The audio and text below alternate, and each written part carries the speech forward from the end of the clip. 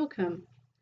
In this video, we're going to look at the true value of life, because often we don't actually know what we value until either we know what our values are or we've lost something.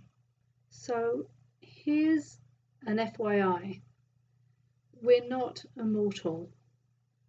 Now, often we can forget that one day we're going to die, and I don't mean to be negative or depressing here, but this is a reality. And the older I get, the more I recognize the truth of this, and the more I realize how precious life is. Now, the really interesting thing is, when I've been depressed in the past, often at times I wanted to die, and I really meant it at the time. But that was a sign and a symptom of the depression. When we're not depressed and we're authentically happy, which is our birthright, we want to enjoy life. We want to enjoy every moment, and we see the preciousness of life and the beauty of life and how beautiful the world is and people are, even with all our problems in our world. But it is not until our mortality is staring us in the face that we see or do things differently. And I remember for me, it was when I was in bed with yet another spate of chronic fatigue, and I couldn't get out of bed.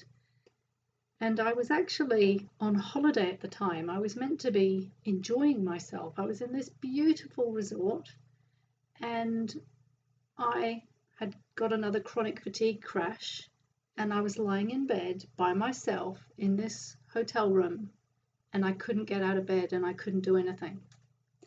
And the thought came to me, what would happen if you only had 6 months to live? Or even if you were, if you were going to die, if you only had a few months to live. Because by that stage, I'd been ill and unable to work for 5 years.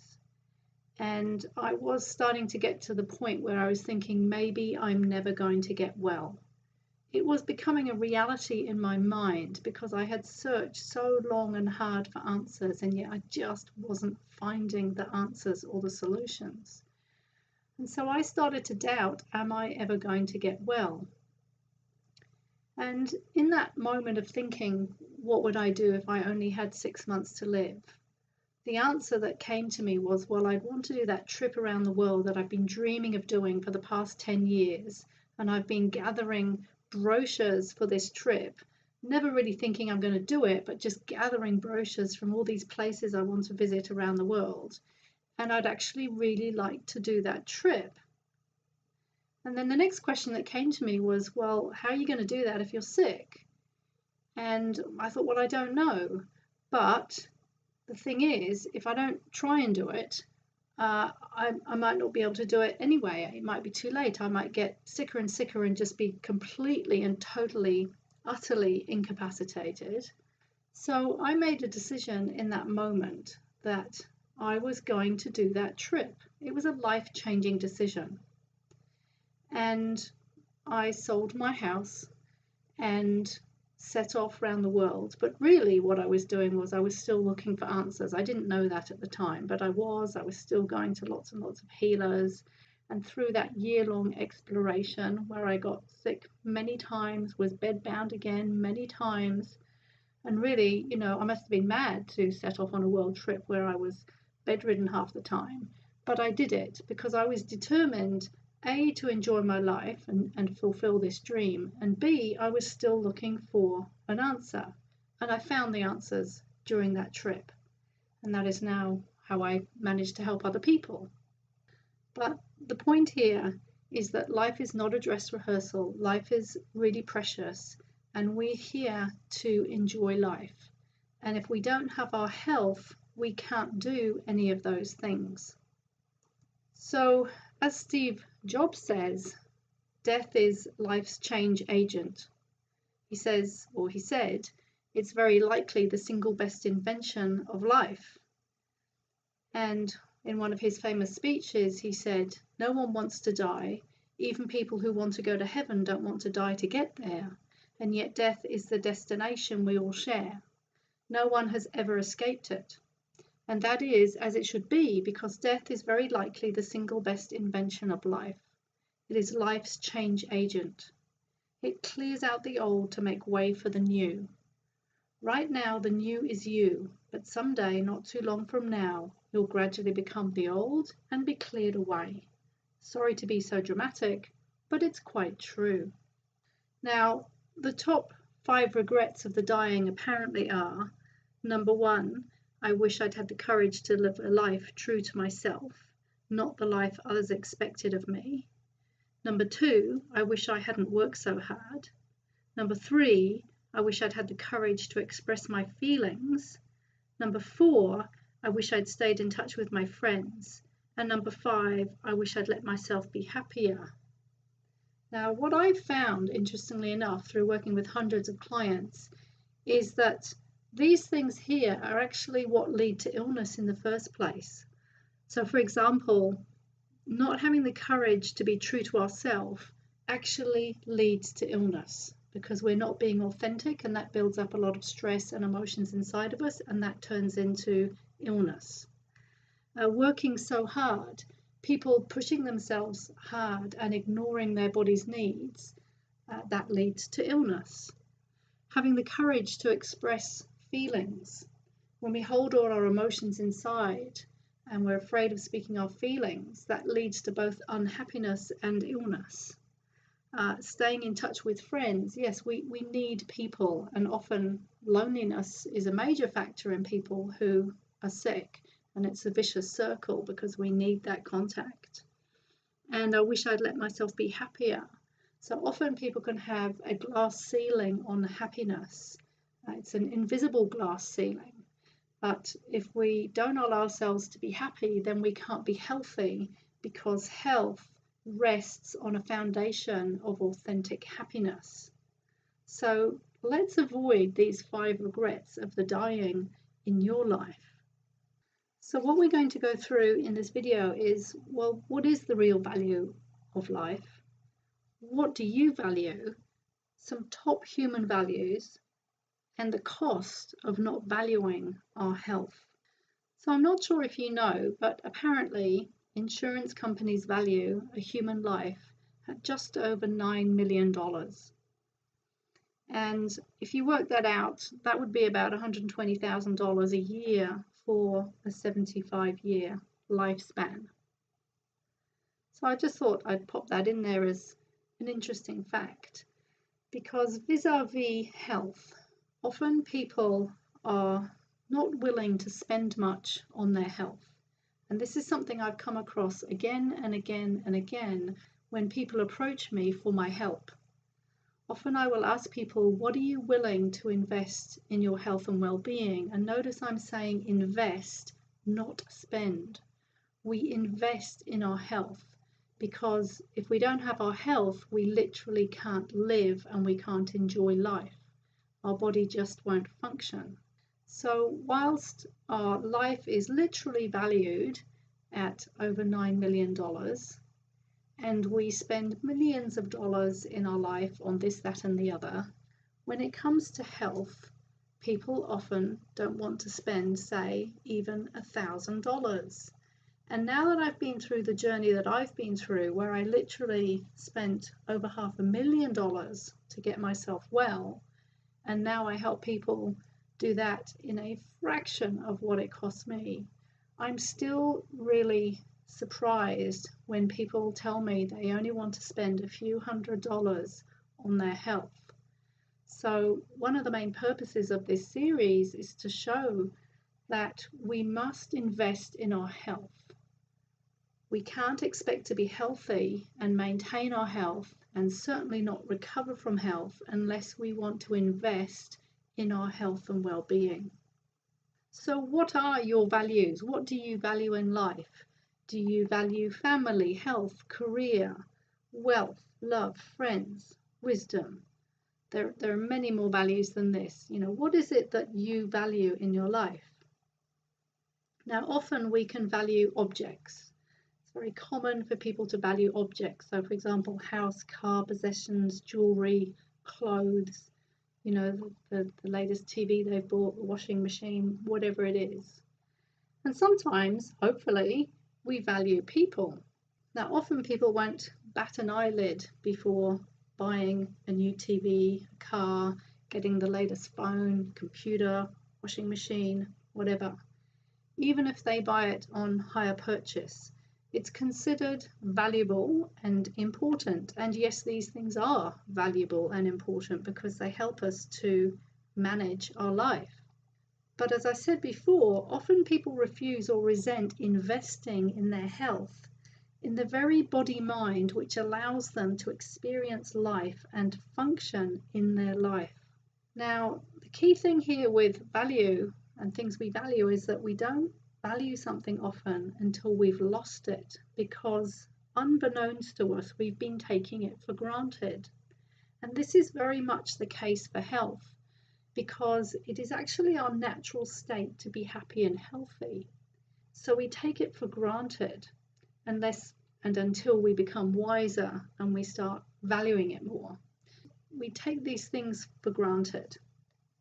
And another key issue here is that we actually don't know our values. Often we haven't done what is called a values test, and I'm putting a link in the portal below with a great values test that you can take.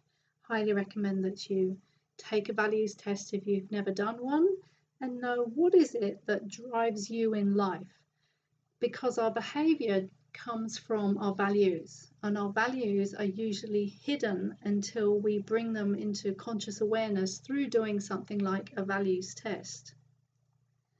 So let's look at some core human values, and these are values which rate highly for many, maybe even most human beings. Freedom. Freedom is a very high value, but it is often unrecognized, because when we have freedom, we can live life on our own terms. We can do what we want, when we want, if we want, whilst hopefully contributing in a positive way. If we don't have freedom, then we're trapped, we're confined, we're stuck. And nobody likes to feel stuck and trapped. In fact, when they've done experiments on rats, they found that it's more stressful for a rat to be trapped than to not be given food or water. Another very high value is the desire to contribute. This means contributing positively to others and the world, maybe leaving a legacy, but at least leaving a positive imprint. And this contribution could be our career, or it could be voluntary. It could just be helping in our family. But it is a natural human instinct and desire to give back. And especially the more we have and the more we receive, the more we naturally want to give back. And relationships are also a very high human value. So having healthy relationships means that we're able to engage in healthy, uplifting interactions with other people and have our emotional, mind, spiritual and physical needs met. But this is a very high value for human beings, and this is also very essential. These form part of what are called our human needs or human givens, which means that they should be a given. We should be able to experience these things. And health is also a very high human value. But again, a lot of these values can go unspoken. They're there, but we're not really fully recognizing them. And the reality is, without our health, we cannot have the freedom, we cannot contribute, and we cannot enjoy relationships. We can't do any of these things if we don't have our health. Which is why, for me, in my experience of having gone through what I've gone through, I totally know now that health is one of the most important things to pay attention to. And that means not just recovery from health. Hopefully we won't be doing that. But if we have to do that, and once we've done it, then health maintenance and preventative medicine is absolutely essential. So as I mentioned, if you haven't done a values test, see the link below and take this wonderful values test. Now, I also mentioned we don't value something until we've lost it. For example, partner, friends, pets, job, possessions. We just take things for granted and we don't value something or miss something until we've lost it. And this is the same for health, unfortunately.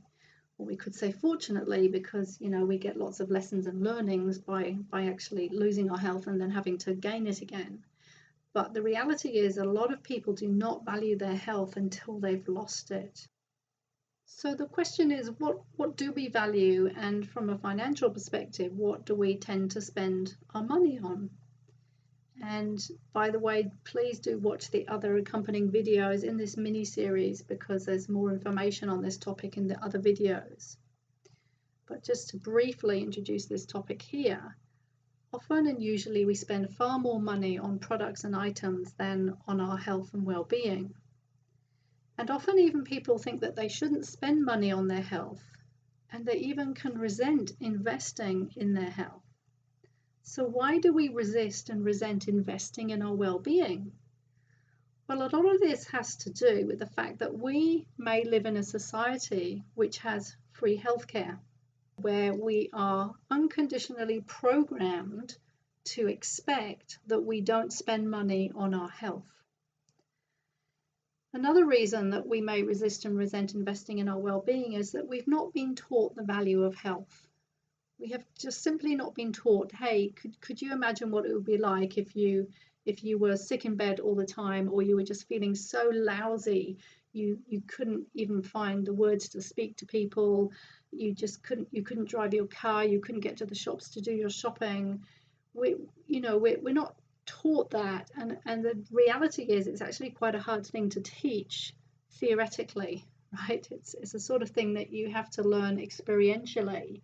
And I suppose the easiest way to experience this on a short-term level would be, say, if you got the flu and you were out of action for a week, and you know how ill you feel if you have the flu, and you can often lie in bed thinking, oh my God, I'm dying and I'm never going to get through this and I'm never going to get better, and all the negative thoughts that can go on. But we know what it's like to be incapacitated. We can't go to work, we can't pick the children up, we can't cook meals, we can't drive, we can't do the shopping, we can't do anything. So that may be like a short-term version of it, which may last a week or two, and then of course our body, which is this magnificent self-healing machine, heals itself and we get on with our life and we forget we were ill. Now, for a lot of people that I work with, they have been in this sort of situation for months and years. I have worked with people who have had symptoms and illness for 70 years, right? Yes, obviously they're quite elderly, but even 40 years, 30 years, 20 years, ongoing symptoms and illness. Now, this is not fun. This is not the way to live life.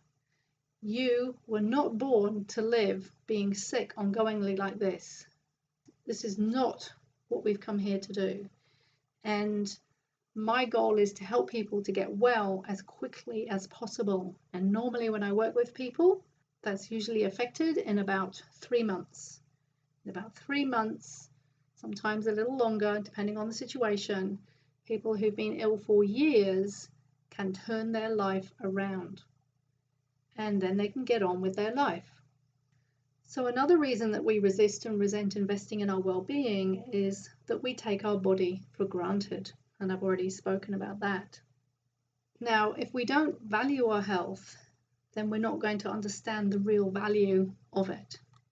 And unfortunately, we only learn the value of health when we no longer have it and cannot function normally. And this is a hard way to learn. I really wish that we didn't have to learn it like that, but it seems like this is the way for many people. So if we look briefly at some examples of how people are willing to spend their money, now these are a few crazy examples here, and actually nothing like craziest examples I could give. But for example, you could spend $170 having afternoon tea at a luxury hotel. You could buy a crystal rocking horse for $200,000. You could buy a doll's house for $40,000 or a toy car for $50,000, or perhaps a bespoke indoor toy racetrack for $75,000. Now, these are the sort of things that the rich and famous tend to buy, and literally people like this will spend thousands or hundreds of thousands of dollars on holidays. Just a night at a luxury hotel could set them back $10,000 to $20,000. Obviously, that's one end of the scale, and only some people are living at that level. So let's look at some more down-to-earth examples. We could have a cup of coffee every day at our local cafe, which would set us back just over $1,800, $1,800 a year. That's at $5 a day. Maybe if we were spending $10 a day on that sort of food or drink, then we'd be up to nearly $4,000 a year. We might go on a clothes shopping spree for maybe $500 to $2,000. We may pay rent or mortgage $500 a week, which would set us back $26,000 a year. We might spend $1,000 or $2,000 on our car insurance a year. We might go out and buy a TV and spend $2,000 to $5,000. Or we might go on a holiday and spend between $1,000 and $20,000. Now, these are very common expenses. Even if people are putting them on a credit card or HP, these are very, very common expenses. And the point of bringing this to your attention, so for example, we don't think about spending our rent every week, but then you add it up, $26,000 a year at $500 a week, it's a lot of money. Now, I know these are essentials, but the point is that we come back to this reality that a lot of people are unwilling to spend just a few $100s on their health. And yet, if we don't have our health, we can't enjoy any of these things. We can't even earn the money to buy any of these things. So the point here is that we're spending money all the time on necessities, and yet people still resent investing money on their health. Isn't this crazy? Because health is a necessity. Now, I remember my grandfather saying, if you don't have your health, you don't have anything. Now, I didn't understand what he meant at the time. I was very young, but I sure did come to understand what that meant when I was unable to work for 10 years. Because the reality is, if we don't have our health, we're incapacitated and we can't do anything or enjoy our life.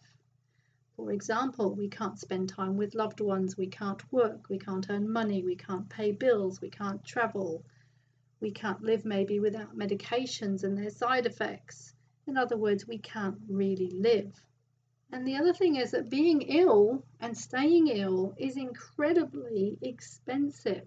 It costs a lot of money to not be earning and to have to pay for the medical help. It robs us of time which we can never get back. It robs us of life enjoyment, which really affects our emotional self and our mind self, our mental well-being, and it can strain and even ruin relationships.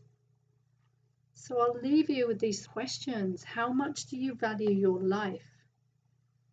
What value do you put on resolving your health issues? Because it's not the cost of what it takes to get better, it's the cost of what it takes to stay stuck and miss out on life that is the real problem. And that is why my goal is to help people get back on track and get their life back in the shortest time possible, whilst ensuring they're not going to go down that track again. They're not going to repeat it. That illness is not going to come back because they totally understand the fundamentals of what created it in the first place, and they know what to do to both reduce symptoms and also prevent symptoms. And this, to me, is the ultimate form of healthcare. And the good news is I can help people do this at a fraction of the cost of what it will cost them to either go and see a multitude of therapists and perhaps not get answers, or keep searching for answers and wasting money trying this and trying that and getting nowhere. So when I work with people, I'm using a proven, effective system which gets results as long as the guidelines are followed. So to watch other videos in this series, looking at, for example, going into much more detail on the true financial cost of illness, the true medical costs of illness, the real life enjoyment cost of illness, and sharing how being ill costs me millions of dollars and why I want to help you avoid going down the same road, and how you can get your health back in a fraction of the time and money it cost me. You can watch the rest of the series in the portal if you're already in the portal, or go to kimknighthealth.com or kimknighthealth.mykajabi.com and find the cost of illness mini-series and watch the rest of these videos. They will forever change your perspective on the value of your health, the value of healthcare, and the value of getting the right help, which saves you money and time and gets you back on track as soon as possible into your life.